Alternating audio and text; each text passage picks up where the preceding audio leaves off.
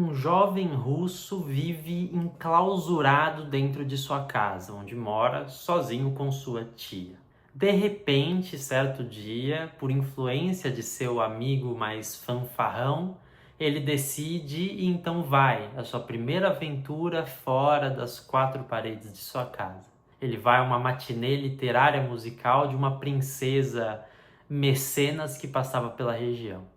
Daquele dia em diante, sua vida e sua percepção do mundo e seus sentimentos iriam se bagunçar por completo e ele iria beirar a completa loucura. No Resenhando de hoje eu vou falar do livro Clara Milite, do Ivan Turgenev, um autor russo renomado, mas talvez não tão conhecido.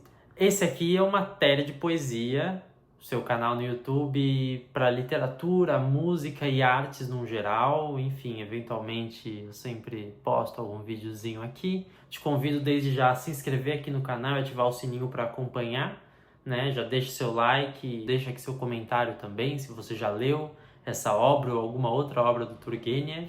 Também você não me segue no Instagram, a gente acabou de bater 1000 seguidores recentemente lá, então não deixa de me seguir, tem o link aqui na descrição. Mas se você colocar matéria de poesia lá no Instagram, você certamente me acha. Aqui na descrição eu também estou deixando várias, esse vídeo aqui eu realmente pesquisei bastante sobre, estou deixando várias referências sobre o livro Clara Milite, sobre o próprio Turgenev, para vocês pesquisarem, saberem mais e verem de onde eu tirei muitas das coisas que eu estou falando por aqui, além, é claro, da minha própria percepção do livro. Prólogo: A vida, a obra e a morte de Ivan Turgenev, ou Turgenev, o delicado russo ocidental. Para começar esse vídeo aqui, eu queria falar um pouco sobre quem foi Turgenev, esse autor russo pouco conhecido comparado aos outros dois que talvez você conheça, Dostoiévski e Tolstói.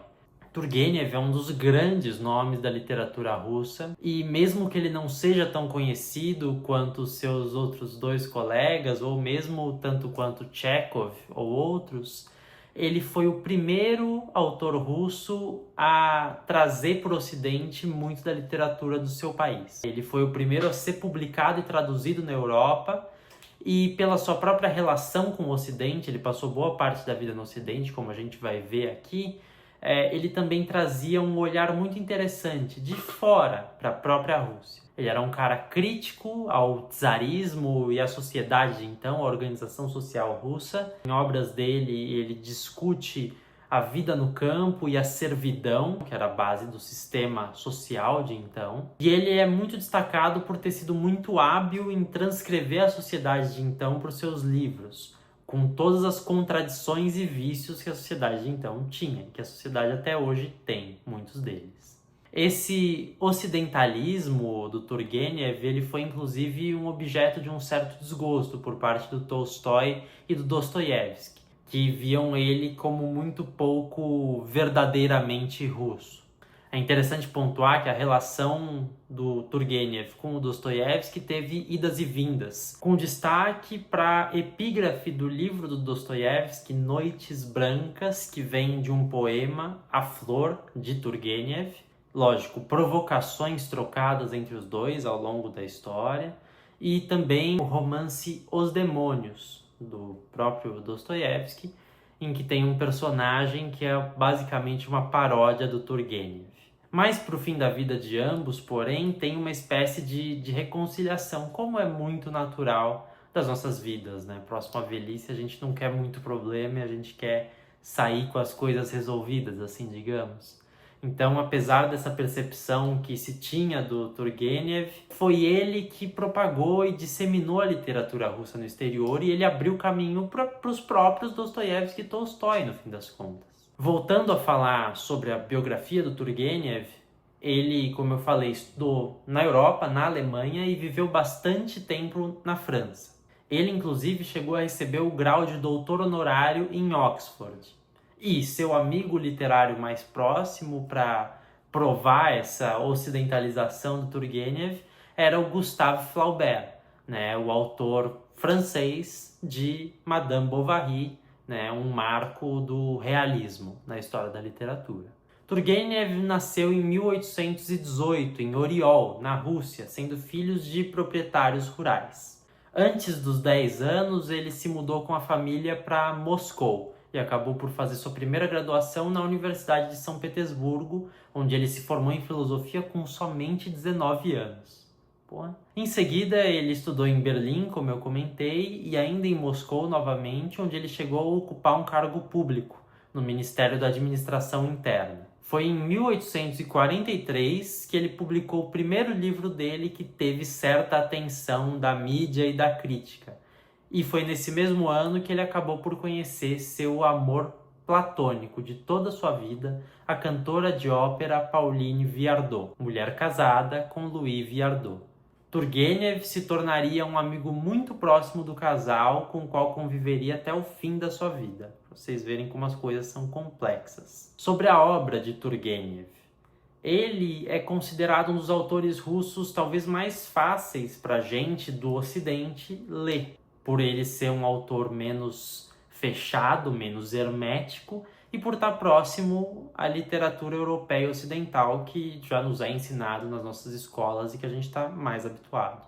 Ele escreve em geral obras mais curtas, novelas e contos, e o Turgenev, o que é muito curioso e o que faz dele um autor clássico, é que quando ele refletiu sobre a sociedade de então, ele acabou encontrando boa parte do espírito e da essência humana, de forma que as obras dele seguem muito atuais, como bom clássico. Ele é um autor posto de um lado mais sutil e psicológico, além de também ser bastante político e crítico. Ele influenciou, por meio de suas obras, por exemplo, a libertação dos servos por toda a Rússia. Ele também é um autor que traz muito o subtexto. O que é isso, né? É um personagem que está dizendo uma coisa, mas querendo dizer uma outra coisa. É um livro que você tem que prestar atenção não só ao que é dito, mas ao que é não dito, ao que é evitado de dizer, ou o que ficou ali entredito, vamos dizer assim. E isso é muito presente em Clara Millet. E, no geral, ele é muito presente, esse subtexto ele é mais presente quanto menor é o texto em extensão, em fôlego, porque você tem essas camadas de complexidade, né? Se por um lado, no conto e numa novela, você não tem tempo nem espaço para desenvolver tantos personagens e trazer tantos conflitos para ele, você vai deixar esses conflitos e esse desenvolvimento do personagem subentendido ao longo da narrativa, ao longo das falas dele, ao longo do jeito que ele escreve, do jeito que ele pede um café.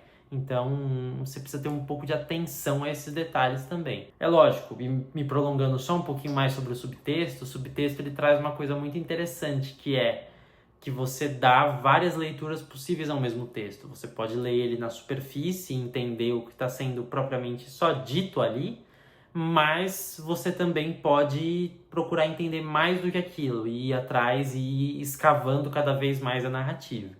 Então, assim, o Turgenev ele vai ser entendido desde alguém que leia ele, né, na diagonal ou leia mais rapidamente, por simples entretenimento, ou alguém que queira destrinchar e separar as letras para ver o que tem no espaço entre elas. Outra característica da escrita do Turgenev, o que é colocado por muitos críticos da literatura dele, é que ele é um mestre da descrição e dos diálogos. Eles são escritos de maneira magistral e delicada, com umas sutilezas e uma assertividade que fazem a gente se admirar e a gente ser envolvido pela narrativa dele. E em 1862, Turgenev viria a publicar sua obra maior, ao menos em termos de reconhecimento, a obra Pais e Filhos, que trata justamente sobre o conflito entre gerações. Nessa narrativa, nesse romance, ele traz um conflito entre dois personagens tipo que ele cunha na literatura dele, ou dois arquétipos de personagem. Ele traz o conflito entre duas gerações, na verdade, por isso o nome Pais e Filhos. Ele traz o conflito entre o homem supérfluo, que ele é um cara idealista e mais incapaz de agir propriamente, e os nihilistas, um termo que é inclusive cunhado pelo próprio Turgenev, e ele se refere a essa rejeição à autoridade, rejeição ao amor, rejeição das artes, rejeição das tradições, em prol de um materialismo, uma rejeição generalizada de conceitos e de ordens. Essa obra, porém, não foi unanimidade. Ela gerou, na verdade, muito barulho e muitas controvérsias, inclusive manifestações. Imagina, hoje você publica um livro e tem pessoas na rua criticando a sua obra e criticando você. Então essa obra levou o Turgenev a deixar definitivamente a Rússia e então na Europa Ocidental ele vislumbra a possibilidade de escrever e viver com mais tranquilidade e liberdade, sem a censura que também tinha sofrido na Rússia, censura do sistema de então, que se incomodava, claro, com as críticas que o Turgenev fazia de maneira assertiva, às vezes de maneira subliminar, mas de maneira muito assertiva ao sistema social de então. Turgenev tinha inclusive sido preso na Rússia e depois até exilado dentro de sua própria propriedade familiar, e ele até tinha sido também impedido de publicar novos trabalhos, imagina isso. É lá na Europa que ele se aproxima de grandes figuras literárias da época, além do Flaubert, como eu falei, ele se aproxima do Victor Hugo, se aproxima do Émile Zola e também do Charles Dickens, todos grandes escritores. Mesmo assim, no meu ver, ele não vira as costas em momento algum para a Rússia, ele segue escrevendo sobre a Rússia e propagando a literatura russa, por meio de traduções e promoções de colegas russos, por exemplo. Além de Pais e Filhos e Clara Millet, que é o livro que eu quero tratar mais profundamente com vocês, outras obras notáveis do Turgenev são, para citar algumas, Memórias de um Caçador, que são contos, Rudan, que é um romance, Diário de um Homem Supérfluo, que também é um romance, e A Véspera, que também é outro romance dele. Esse Clara Millet foi minha iniciação à literatura do Turgenev, mas eu planejo ler outros livros dele também. Falando agora um pouco sobre o Clara Millet no contexto da vida do autor. Essa é a última obra que foi escrita pelo Turgenev, em 1883. A essa altura, ele já estava doente na casa dos Viardot, lembra aquele casal que eu falei? Em Bougival, que era perto de Paris. Essa obra, o que faz muito sentido a essa altura da vida do Turgenev, ela traz temas muito fortes como o amor e a morte. E ela traz para o centro um protagonista jovem e confuso, distante do próprio mundo e da sociedade de então.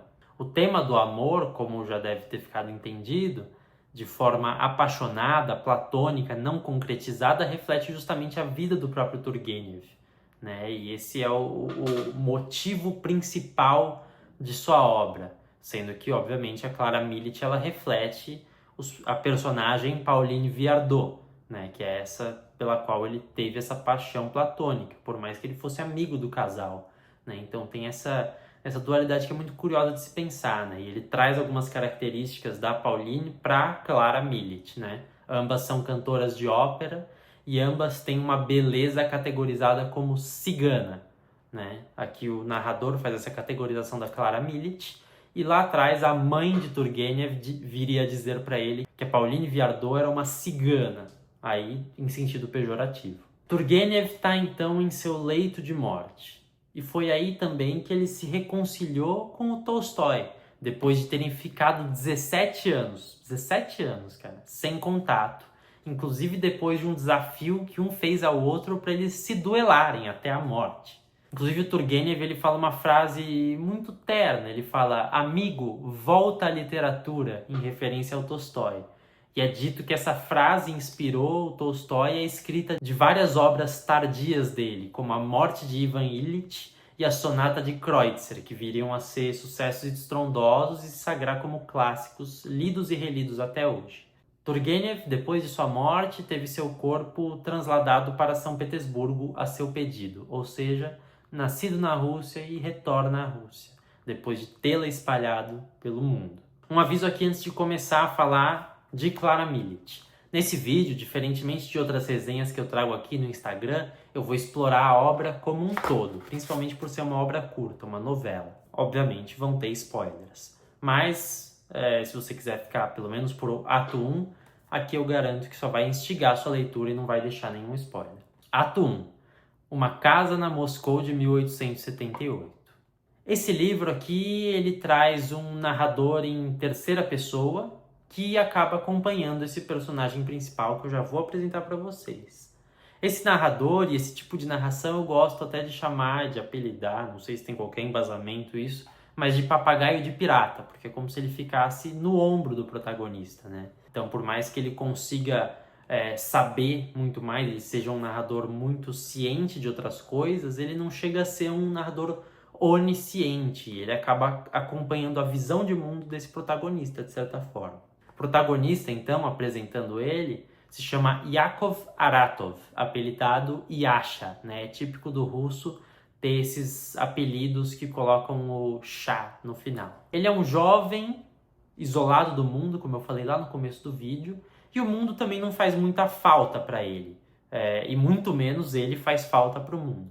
Ele é um cara que lê muito, que ele é imerso no mundo da literatura, e ele é bastante descolado da realidade, vamos colocar assim, e ele trabalha com fotografia. Na verdade, ele vive uma vida pacata, meio sem ter propriamente um trabalho. A gente pode dizer que talvez ele seja um homem supérfluo, como eu já trouxe essa categorização um pouco anteriormente, e preso a si mesmo. Ele é basicamente incapaz de tomar qualquer ação própria e de ser efetivamente um protagonista. Então é muito curioso. A gente tem um protagonista que ele tem uma dificuldade de alcançar, de se alçar um protagonismo. A gente tem um outro personagem que é apresentado pra gente no começo do livro, que é o pai do Yakov, que é o velho Aratov, que ele também reflete muito da sociedade de então. Ele fica um pouco vislumbrado com umas técnicas de alquimia e de ciência que mexia com pós metálicos para curar a saúde das pessoas e para melhorar as pessoas. E esse senhor acaba acreditando nessa falsa medicina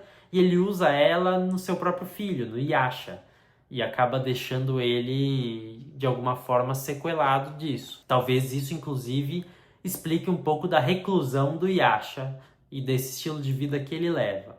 Ou é o que talvez a gente seja indicado a crer lendo esse livro.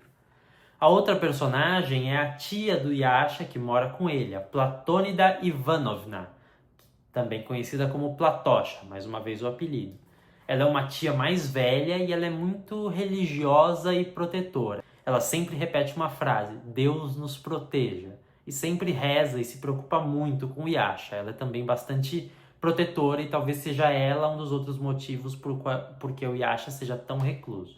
Por fim, a gente tem o personagem que vai propor uma mudança na vida do Yasha, que é o amigo dele chamado Kupfer.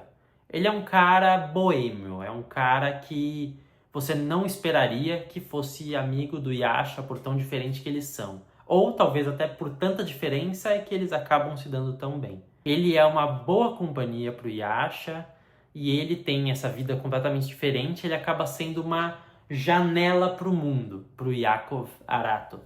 Então a gente tem claramente aqui uma oposição feita entre esses dois personagens com personagens tipos, né? A gente tem o cara recluso e que tem uma dificuldade em tomar qualquer ação sobre sua própria vida, e a gente tem o fanfarrão, o boêmio, o cara que é ligado às artes, etc. Como eu falei, é assim que a gente termina o que eu classifico como ato 1 desse livro. O Kupfer convida o Yasha para uma saída, para ele viver um pouco. Ele convida o Yasha a ir para essa casa dessa princesa que estava de passagem ali por Moscou, que ela é uma mecenas, ela financiava muitos dos artistas. E o Kupfer convida o Yasha para passar lá, para conhecer as pessoas, para trazer novos ares para ele. E é essa saída que vai levar o Aratov a experimentar muitas mudanças em si mesmo, sendo parte de uma crítica trágica e obscura ao idealismo e ao amor ideal. Aqui eu paro e digo que a gente vai realmente começar os spoilers. Se você quiser só acompanhar a finalização do vídeo depois, pode pular para essa minutagem aqui, vamos ver. Mas agora a gente parte para o ato 2, um convite à vida. Depois de uma boa insistência, o Kupfer consegue convencer o Aratov a sair. E eles vão para esse encontro na casa da princesa. Nesse trecho, nessas cenas, você consegue entender ali uma crítica da parte do autor a esses ciclos sociais e a essas figuras de mecenas, como a princesa, que no fim das contas, por mais que promovessem a arte de alguma maneira, também não faziam isso de forma constante e iam indo de um lugar para o outro e acabavam fazendo esse trabalho de mecenas muito mais por capricho pessoal do que realmente por abnegação ou por querer ajudar os artistas. Então ia para uma cidade, ajudavam os artistas ali e quando eles menos viam, partia e deixava eles a ver navios e eles voltavam à miséria de sempre. Nesse encontro, o Yasha fica extremamente desconfortável e ele entrever as pessoas, ele mal consegue distinguir uma pessoa da outra e ele eventualmente vai embora. Dali pra frente, ele começa a nutrir uma sensação estranha. E é essa sensação que vai cada vez mais se inserindo dentro da mente e dos sentimentos do Yasha e vai fazendo ele começar a ficar cada vez mais perturbado. Fim do ato 2. Ato 3, Clara Millet. O Kupfer acaba por fazer um segundo convite para o Yasha. Por que não, né? Ele convida ele para uma matinê promovida justamente por essa princesa, né? Que seria uma apresentação de músicos e também de uma cantora que estava fazendo sucesso na época e que estava de passagem por Moscou, Clara Millet, que dá nome a esse livro aqui. Clara Millet, inclusive, é o nome artístico dela. O nome verdadeiro de Clara era Katerina Semyonovna Milovidova. Nome difícil. Com uma certa insistência e depois de pensar um pouco, o Yasha realmente aceita, até um pouco a contragosto da tia dele, que viu que ele ficou um pouco perturbado depois da última saída. E bom, ele vai e assiste a umas apresentações de uns músicos que são um pouco meia-bocas. E finalmente entra Clara Millet naquele palquinho improvisado e o Yasha começa a ter uns sentimentos conflitantes quanto a essa apresentação. E aqui é bastante ambíguo e propositalmente ambíguo, né? O Yasha, ele percebe que a Clara olha para ele e observa ele diretamente, ou ao menos ele tem essa impressão de que ela está realmente olhando para ele. Ao mesmo tempo, ele segue o Yasha numa constante de reprimir o que ele sente, isso é muito constante daqui para frente no livro, e ele começa a se dissuadir, mas os sentimentos acabam vindo à tona uma hora ou outra, e talvez da pior maneira possível. Aí fica claro que o amor é ideal, ele se apaixona por uma ideia da Clara, mas o ser real dela confunde o Yasha e ele não compreende muito bem o que está acontecendo. Ele fica, no íntimo dele, maravilhado com ela, mas externamente, e ele até tenta se convencer disso, de que ela é desprezível e medíocre. Ele se prende na beleza dela num estado de confusão.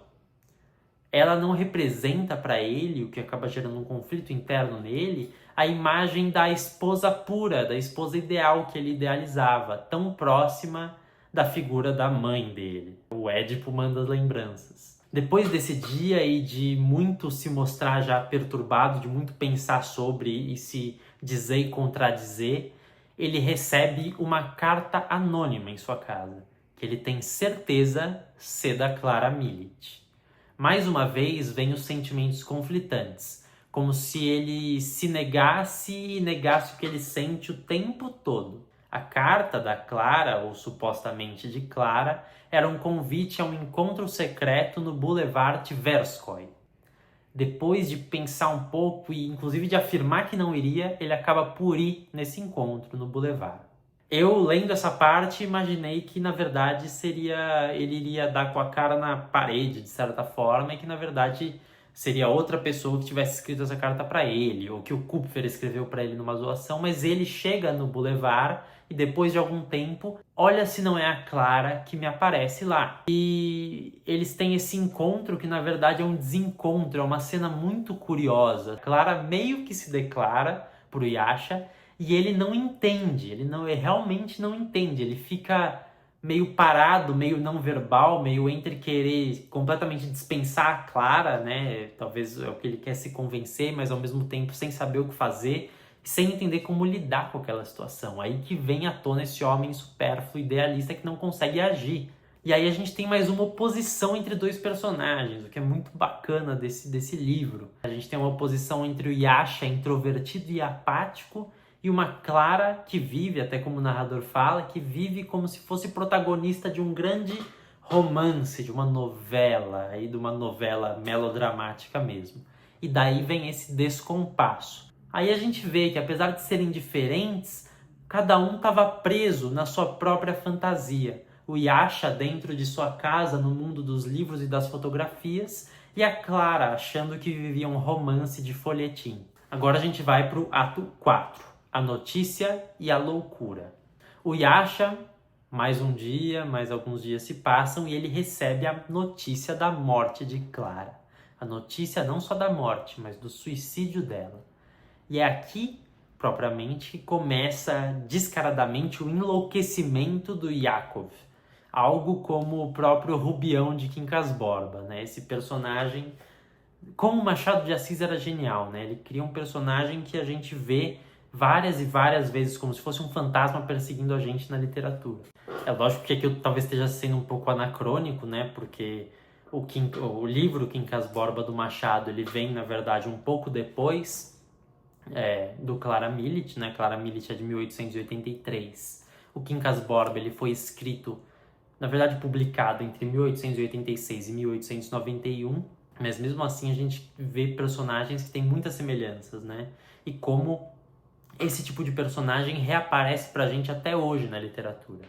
Enfim, voltando à história do nosso trágico Yasha, os jornais começam a circular boatos e notícias, mas muito mais boatos sobre a morte de Clara. Os boatos diziam que ela teria se matado por uma paixão não correspondida, o que iria completamente de acordo com o universo imaginário que ela vivia, de estar sendo uma personagem de um grande romance e terminando por se matar dramaticamente. E a gente vai ver que a morte realmente foi dramática. Ele decide ir para Kazan para falar com a família da Clara, para ver se ele consegue resolver, digerir essa morte, processar ou, enfim, elaborar essa morte de alguma maneira. Lá ele conhece a mãe e a irmã da Clara e ele chega a dizer para a irmã da Clara que ele estava apaixonado pela Clara Millet.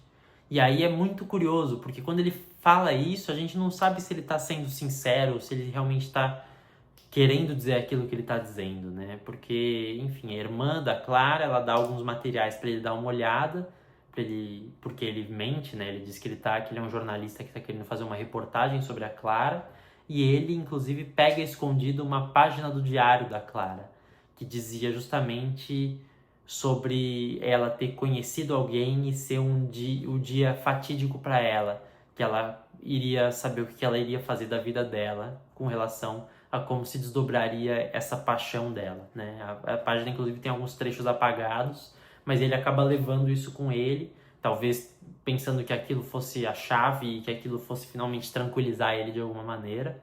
Então ele volta a Moscou e ele vai ter com um amigo dele, o Kupfer. Kupfer, inclusive, conta para ele, e aí o dramatismo da morte de Clara, que acaba deixando o Yasha ainda mais perturbado, que ela, para se matar, tomou veneno antes do primeiro ato de uma peça que ela apresentava, e ela caiu morta justo quando houve o fechamento das cortinas. Olha que cena! E é nesse tom que a gente chega ao ato 5. Onde está, ó morte, teu aguilhão? Nunca fica claro ao longo de todo o livro se a Clara efetivamente se matou por causa do Yasha. Mas é isso que ele acaba entendendo, e no fim das contas é isso que importa, é isso que a gente é levado também a entender.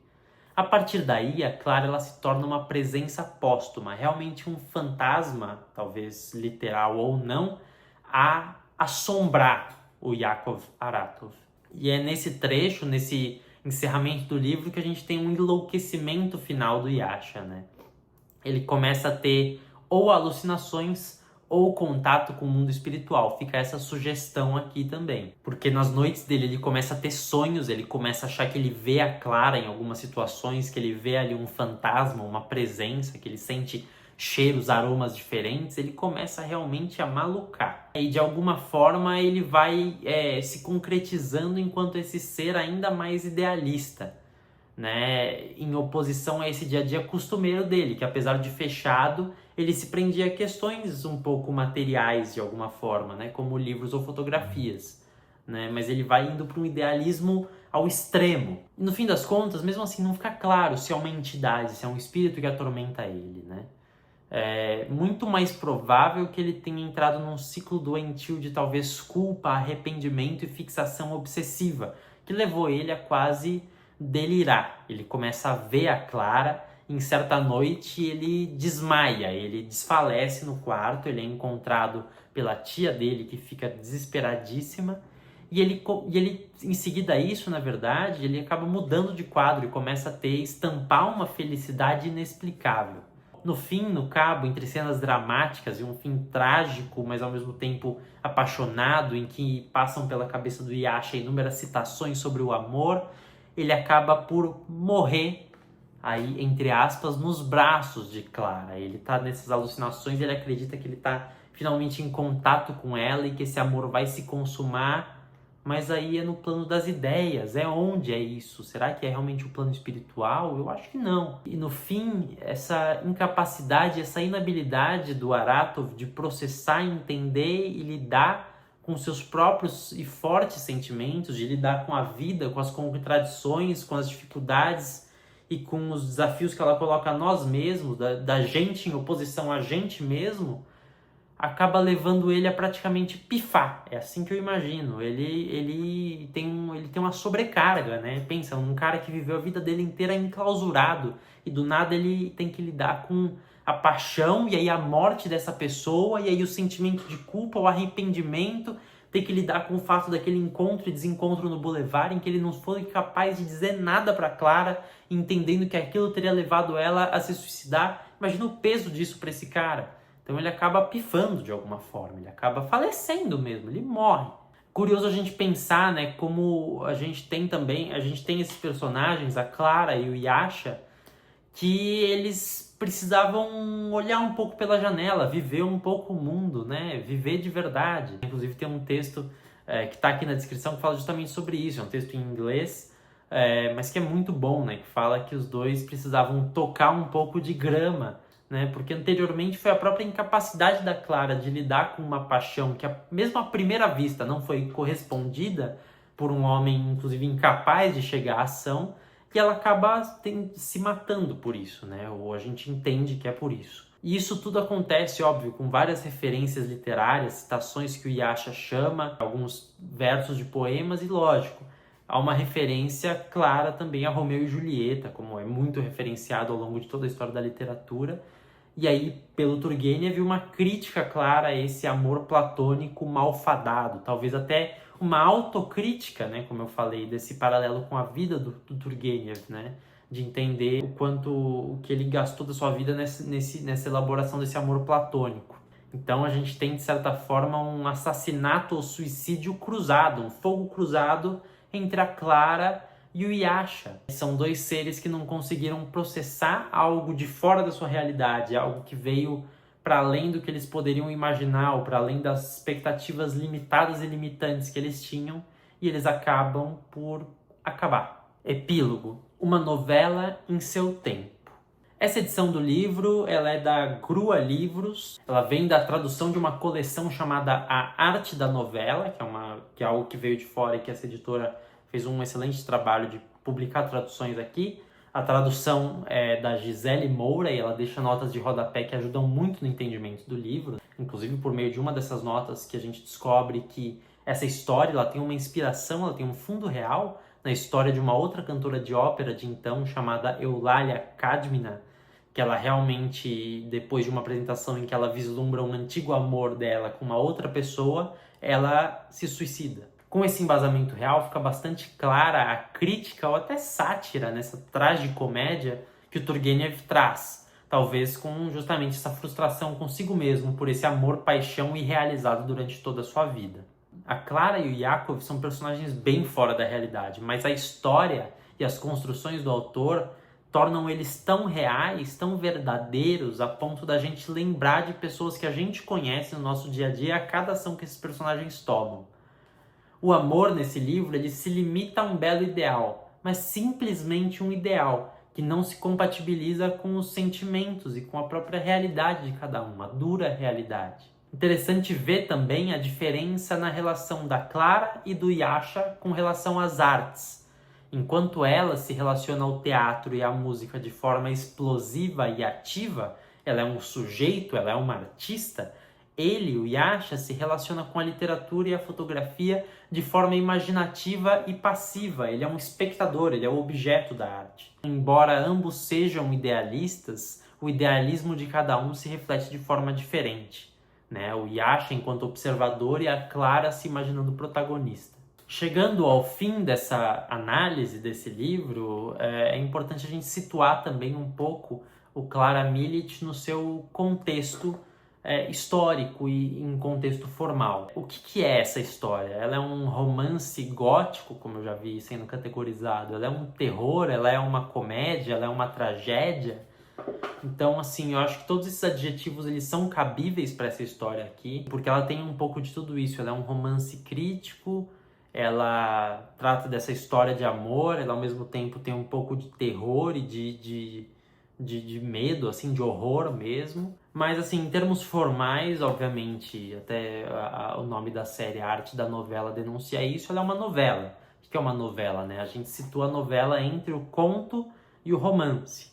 Em termos de extensão, ela está justamente entre os dois, mas o que é característico da novela, eu posso até fazer um vídeo explorando essas diferenças textuais entre conto, novela e romance, mas a novela, basicamente, o que é? A gente tem um campo limitado de personagens, a gente tem alguns personagens secundários, mas os personagens que são propriamente desenvolvidos ali no livro, eles se limitam a um pouco número, né? A gente tem um conflito principal que rege a história, a gente não tem uma seção de conflitos, não são...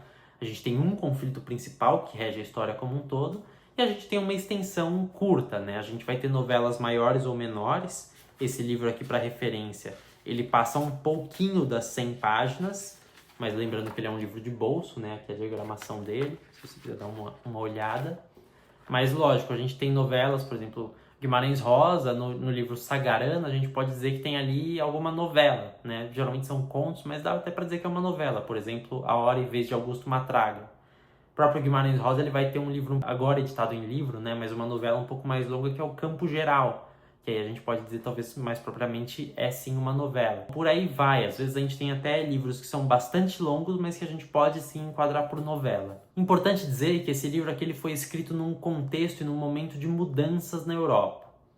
A gente tem, né, o que talvez explique essa relação com o espírito aqui, com o espiritual. A gente tem nessa época na Europa a descoberta, a decodificação do espiritismo e dos fenômenos espíritas, né? A história das mesas girantes, todos esses fenômenos e essa curiosidade em volta do estudo disso e da própria sistematização disso na doutrina espírita. Ao mesmo tempo, a gente tem na Europa o advento do positivismo e dessa visão cientificista da coisa. Em termos de movimento literário em que isso aqui se enquadra, a gente pode dizer que isso é um romantismo tardio, ali com um pouco da história do mal do século, desse exagero que leva à ação de personagens por amor e a se matarem e etc. Mas eu acho que a narrativa não está nesse romantismo tardio. Os personagens, eles refletem o espírito desse romantismo tardio e, na minha opinião, é aí justamente que está a crítica do Turgenev. E ele, na verdade, escreve num estilo de um realismo crítico e mordaz, numa mistura ali de Álvares de Azevedo, por essa maluquice dos personagens, e do Eça de Queiroz, no sentido de cutucar onde dói. Para além disso, esse livro ele pode se aproximar de um fim da escola naturalista, né, que muito se relaciona com o realismo, mas que fala muito da realidade da vida, dos contextos sociais, dos impulsos mais animalescos das pessoas. E esse livro também pode ser, de certa forma, quase um inaugurador do simbolismo, com um resgate ao romantismo, a essa parte mais espiritual, essa parte lírica também, e a valorização do subconsciente em detrimento do consciente, né? Que é muito do que a gente vê aqui com o desenvolvimento do Yasha. E assim, o próprio Yasha, ele simboliza essa mudança literária, essa mudança de movimentos literários. Isso é muito bacana, né? No começo ele é um personagem típico do realismo naturalismo. Ele é um personagem tipo que vive enclausurado, que você consegue definir ele muito facilmente. E depois ele termina como um ultra romântico espiritualista muito característico do simbolismo. Então fica essa transição marcada dentro de um personagem, que é muito bacana. Né? E de certa forma é até um avô do próprio realismo mágico, né? Com figuras como o Gabriel Garcia Marques, a própria Ruth Guimarães, que inaugura o realismo mágico de alguma forma, e tantas outras, o Juan Rulfo, o Bioy Casares, o Borges, e por aí vai, eu não vou conseguir lembrar mais nomes no momento. Mas ele, de certa forma, é um avô desse realismo mágico que só viria a florescer no século seguinte. Olha, essa foi toda a minha análise de Clara Millet. tentando condensar várias e várias referências. Eu quis experimentar esse formato de vídeo mais aprofundado, que, lógico, dá muito mais trabalho, é um trabalho de pesquisa bastante grande, vocês vão ver pelos links aqui embaixo. Mas eu espero, e aí vocês me digam também o feedback desse modelo de vídeo, né? Eu tinha feito lá atrás aqui no canal um modelo de vídeo nesse sentido com o conto Venha Ver o Pôr do Sol, da Lígia Fagundes Telles, que vale muito ver esse vídeo também. Se eu lembrar, vai estar linkado aqui, se não, você consegue ver aqui no meu canal, um vídeo super bacana que eu exploro bem a fundo, com várias referências, a profundidade desse conto maravilhoso dela. E eu quis fazer isso aqui e eu queria ver com vocês o que vocês acham, se vale esse modelo de vídeo que eu exploro de maneira mais aprofundada e com várias e várias referências.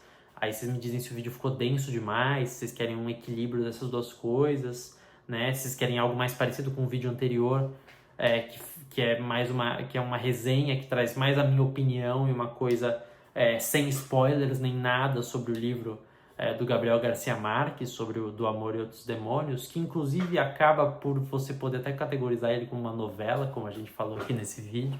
E bom, esse aqui é uma matéria de poesia, não deixa de se inscrever aqui no canal, compartilha esse vídeo se você gostou, dá uma olhada aqui nas referências que tem bastante conteúdo bacana, tentei condensar tudo isso aqui, e me diz se algo aqui ficou de fora, se qual livro você quer que eu traga aqui numa próxima, o que você me recomenda do Turgenev, ou de outro autor russo. Eu ainda sou muito iniciante na literatura russa, eu só li Noites Brancas, do Dostoiévski, e agora Clara Millet. Bom, fica a minha recomendação aqui do Clara Millet, foi um livro que eu achei bastante bacana, eu acabei gostando recentemente de ler livros curtos, porque eu estava com dificuldade de ter fôlego, de ter tempo para me envolver e engatar numa história muito longa, eu acabava perdendo o ânimo ali na metade, né? Eu até falei isso anteriormente já, mas é um livro que você lê de certa forma rápido, né? Dá para ler em poucos dias, se você for um leitor muito ávido. Eu acho que eu acabei lendo isso aqui em umas 2, 3 semanas. Mas ele é muito interessante, é muito interessante conhecer a literatura do Turgenev, me deu vontade de ler mais dele, porque ele realmente é um cara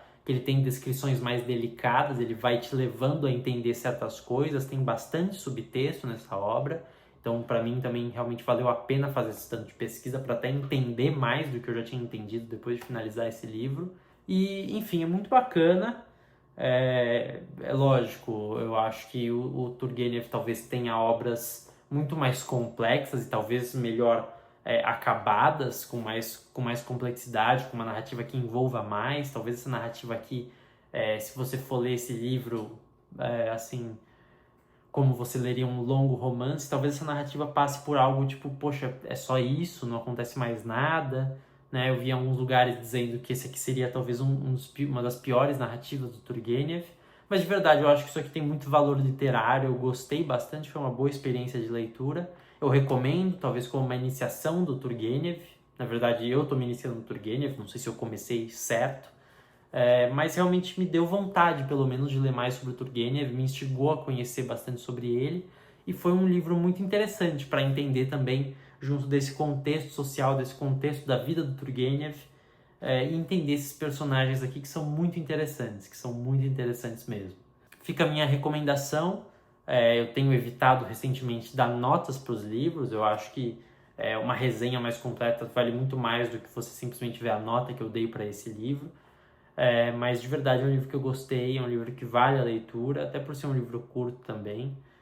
Bom, é isso. Se você já leu também, me deixa aqui nos comentários o que você achou desse livro. Se você leu mais o Turgenev, me coloca aqui embaixo, porque realmente eu vou atrás, vou querer ler mais sobre ele.